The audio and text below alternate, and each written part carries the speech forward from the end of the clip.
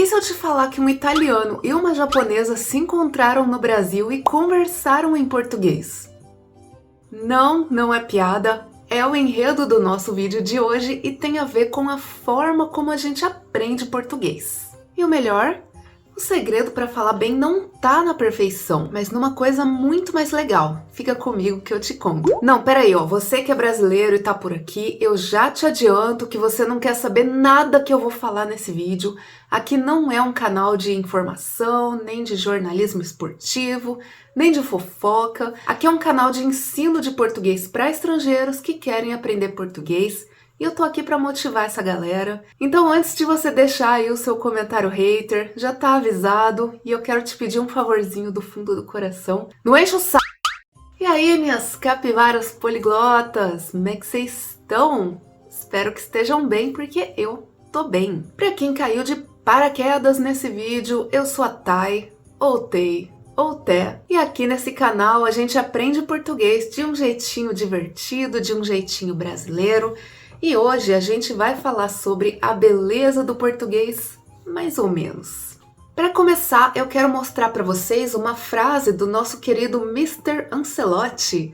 Ele disse uma coisa que eu achei a cara do nosso canal, olha só. Os jogadores brasileiros têm muito talento e a chave do êxito é talento mais atitude. Talento, zero atitude, não ganha, zero talento, muita atitude, não ganha. A combinação talento-atitude pode ganhar. E essa frase não é só sobre futebol, tá? É a regra de ouro para aprender qualquer coisa na vida, inclusive a nossa amada e complicada língua portuguesa. O seu talento pode ser aquela facilidade que a gente tem para decorar palavras, para entender gramática, ou a sua pronúncia que já sai certinha de primeira, igual gente que já nasceu falando. Mas o que o Ancelotti tá dizendo é que só isso não adianta. É tipo ter um carro de corrida, mas deixar ele na garagem não vai te levar a lugar nenhum. Já a atitude é a sua força de vontade. É a sua cara de pau de falar mesmo com medo de errar. É a sua disciplina para estudar, para ouvir música brasileira, para assistir novelas sem legenda. E pro Ancelotti, só atitude também não é bastante. Para ele, a combinação é a chave. E é por isso que eu chamo isso de português de craque, porque não é sobre ser perfeito, é sobre ser determinado. E agora, para provar para vocês que isso é verdade, eu quero que a gente assista a uma cena que aconteceu nessa mesma coletiva de imprensa com o próprio Ancelotti. Tem uma jornalista japonesa que fala português. E a gente vai ver como eles se viram para se comunicar, mesmo com o português mais ou menos, que foi como o Ancelotti definiu. A jornalista é a Kiyomi Nakamura e ela tá no Brasil há muitos anos para cobrir a seleção brasileira. E por falar japonês, ela tem algumas dificuldades com o português. Bora ver esse trecho entre eles. Ancelotti, bom dia. Bom dia. Kiyomi Nakamura, TV Japan Easy News. Esta vez, segunda vez com...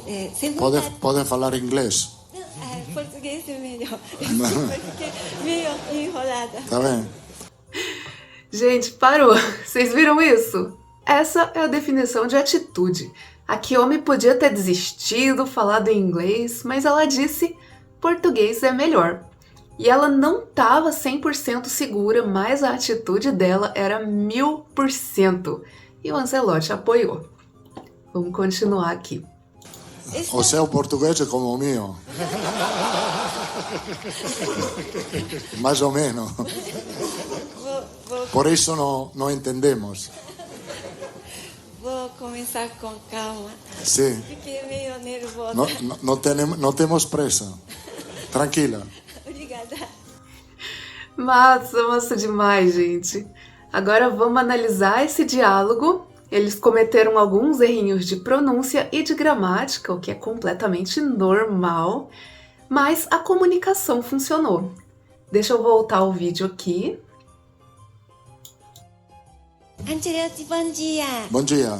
Kiyomi Nakamura, The Best Japan Easy News. Esta vez, sua segunda vez com... Pode falar inglês? Português é melhor. Porque meio enrolada. Tá bem? O seu português é como o meu. Mais ou menos. Ó, aqui o Ancelotti misturou português com italiano usando mio do italiano em vez de meu e mais o meno. O meno que vem do italiano più o meno no lugar de mais ou menos. Mas a gente entendeu, né? Ele usou o que já sabia para se comunicar e a mensagem chegou até a gente. E a gente pode e deve usar a nossa língua mãe como ponto de partida. A confiança em falar é mais importante que a perfeição e aos poucos a gente corrige. Meu sem o O no final, mais ou menos com o ou. E essas são correções simples que deixam seu português mais natural, mas que não atrapalham a comunicação. Por isso não entendemos. Vou começar com calma. Sim. Fiquei meio nervosa. Não temos... Fiquei meio nervosa. A Kiyomi falou meu em vez de meio. E a palavra meio do português, acredito eu que seja um pouco desafiadora para falantes de japonês, principalmente por causa da junção das vogais e I. Eu não falo japonês, mas pelo que eu escuto nos animes que eu assisto, imagino que seja um som difícil. Ou eu falei merda? Não sei mesmo. Mas, de novo, a gente compreendeu o que ela queria dizer. Ou seja, errar uma letrinha não impede a comunicação.